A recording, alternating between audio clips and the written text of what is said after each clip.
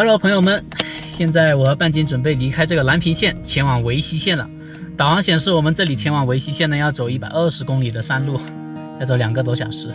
因为现在接近11点钟了，所以我跟半斤可能到中途的时候会找一个驻车地停下来，煮点东西吃。出发了。有人说半斤是我的领航员，替我看着这前面的路。我觉得他比领航员还要专业。你看他的眼神，一直盯着前方，对吧？时刻提醒着我要看着路况。昨天我不是发了个视频吗？说我在吃那个诺顿火腿炒饭，有人就说了，为什么不给半斤炒一份饭呢？其实半斤每天吃的可能比大家很多人都要吃的丰富，因为我给他买了酸奶，有牛奶，有那个肉包，还有鸡胸肉干，这些每天都会给他吃的，还有那个奶泡，这些都会给他吃的，所以大家不用担心半斤吃的不好。其实他每天吃的很好，只是有的时候我没有拍出来。今天这一条路好像好走很多哎，没有那么多坑了。现在已经快中午12点半了，在前面找个地方停下来休息，做顿午饭吃吧。看到了索马小镇，哇，好大风啊，太大风了，煮不了东西吃了，还是先撤吧，换个地方吧。半斤，要不我们直接开车去维西县吧，好吧？中午饭就直接略过吧，或者待会儿吃一点麦片什么的。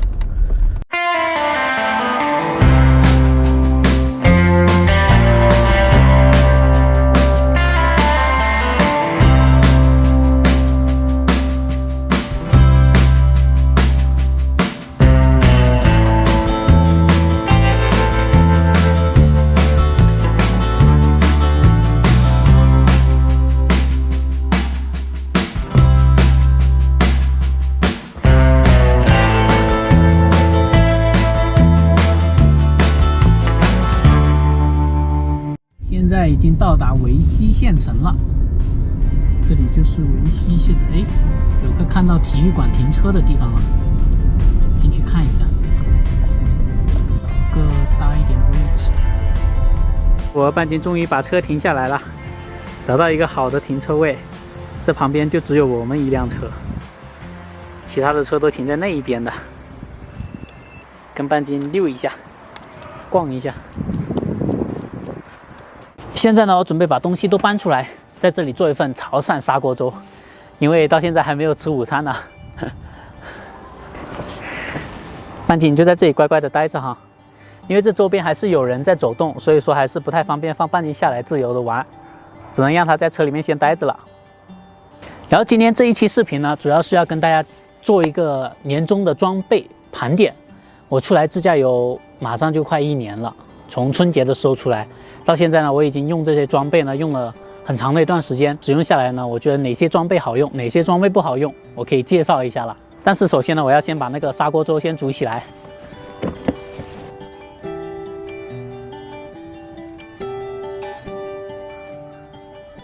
这个就是我待会用来煮粥的砂锅了，就用它来煮一个潮汕砂锅粥。然后用卡式炉，这个是我的折叠卡式炉。首先呢，我愿意把一个年度最具创意的设备奖颁给这个折叠的卡式炉，因为这个卡式炉的稳定性十分的好，很方便用于收纳。大家都知道自驾床车的话呢，空间是很有限的，所以说这个那么小巧一个就跟保温瓶的大小差不多的这样一个折叠卡式炉，真的给我床车生活增添了很大的一个方便性。所以说我愿意把这个最具创意奖颁给他，因为它真的很方便。你看这样子一拉出来就可以再打开，这样子呢就可以煮东西了，而且是特别的稳的。这个你看，大家应该都知道我以前有一个折叠的炉头，我先拿出来吧。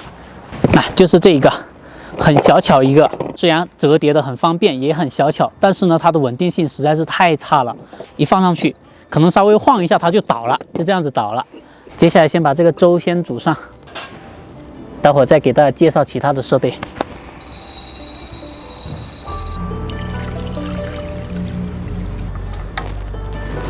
好，大火煮。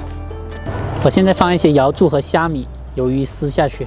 好了，这个砂锅粥还在慢慢的熬，那现在呢，我介绍我的第二个设备，就是这个户外电源电小二。可以说我车上凡是用电的设备，小到电动牙刷、电动剃须刀，大到电脑、无人机，这所有供电需要用到电的设备，我都是用这个户外电源电小二来供电的。一般情况下，我的这个户外电源呢，电小二都没有缺过电，因为我平时呢，要么就在酒店把它给充满，要带到车上去用，要么就把它放在后备箱，因为它可以行车充电嘛。那我平时跑在路上的时候，就可以把它放在后备箱去充电了。所以说，基本上我一路上都没有缺过电。我这个电小二呢，它是1000瓦时，也就是1度电的。对我来说的话呢，用个4、5天没有问题。因为我在车内呢，主要是用于电脑、无人机这些用电设备。它的输出功率是1000瓦，最高峰值呢是2000瓦。它的重量呢大概是9.7公斤的。对于我们做自媒体的人来说呢，有一个户外电源是十分的重要的，因为我们在车里面剪辑视频，还有去航拍、拍风景，这些都需要用到这个电。所以说，我要把这个最重要的设备奖颁给电小二。OK， 这个介绍完了。哎呀，光顾着说了，忘了搅拌一下我这个粥。哇，好香啊！太香这个海鲜味了，感觉马上就要出炉了。这个粥加了海鲜干货，果然不一样。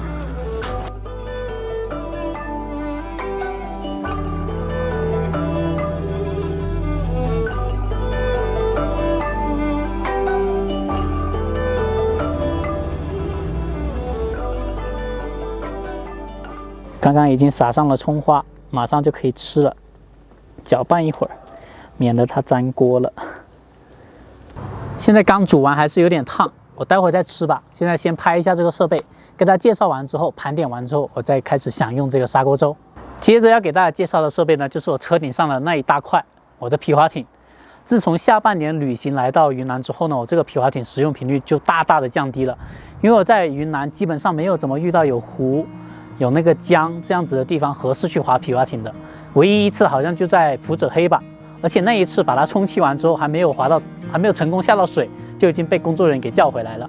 所以说我在云南好像一次都没有用过这个皮划艇。很多人就跟我说，阿龙，你这个皮划艇使用频率这么低，而且那么大块放在车顶上呢，又增加风阻，又增加油耗，你为什么还要带出来呢？而且那么贵，还不如不要买呢。其实呢，我是真的很喜欢皮划艇这一项运动的。对我来说呢，皮划艇不单单是一个设备那么简单，不单单是一个工具，就是我划着皮划艇跟半斤徜徉在湖面上，还有江面上的时候，看着两岸的风景，就那种感觉是无与伦比的，心情是特别的好。所以说我很喜欢皮划艇这一项运动。皮划艇呢，对我来说并不是值不值得的问题，而是很有意义。所以说我要给皮划艇颁一个最有意义的设备奖。因为每一个人呢，他都有自己的热爱所在。有的人呢，他是热爱滑雪；有的人他是热爱音乐；有的人呢，他是热爱滑滑板。但是呢，并不是每一个人他都有勇气去追求、去坚守自己热爱的东西的。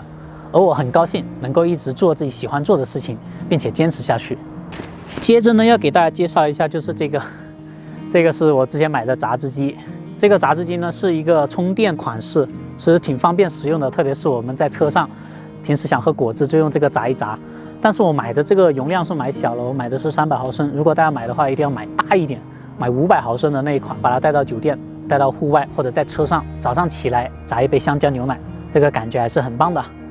我愿意把最方便的设备奖颁给他。接下来呢，就是给大家介绍一下最闹心的设备奖。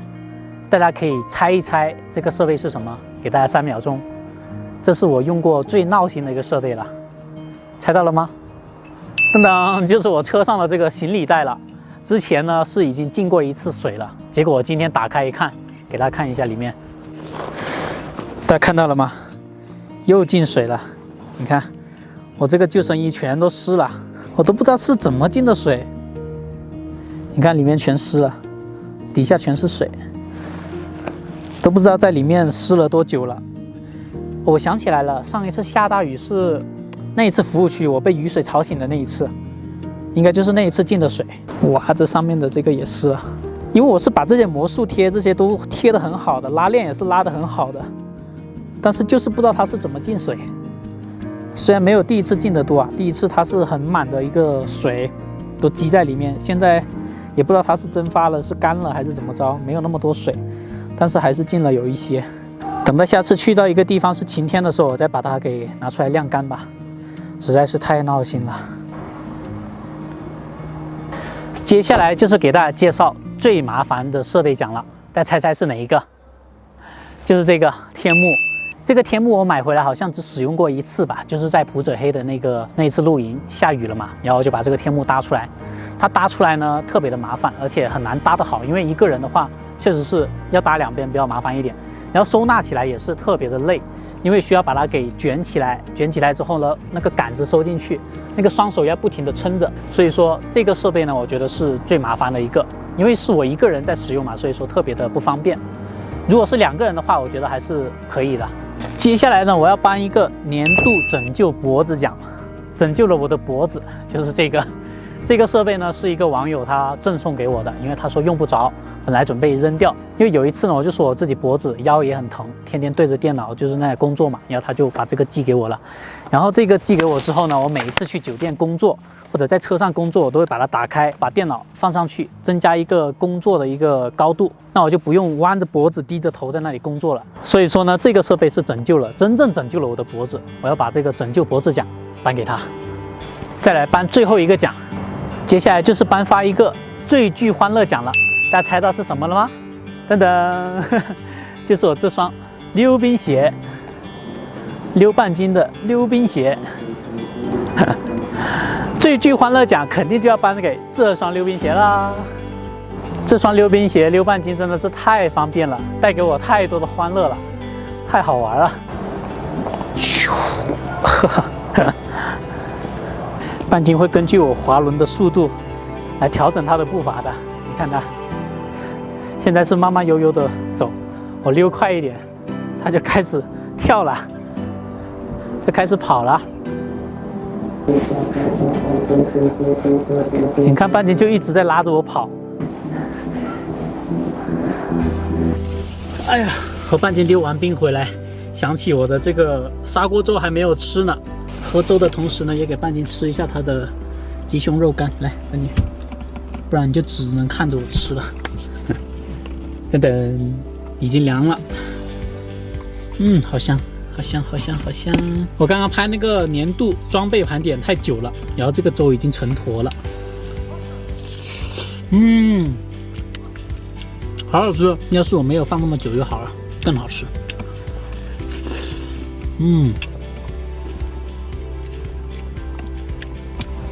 没有完全凉透，还是温温的。我感觉自己做了一份很成功的潮汕砂锅粥，太有成就感了，吃着好满足啊。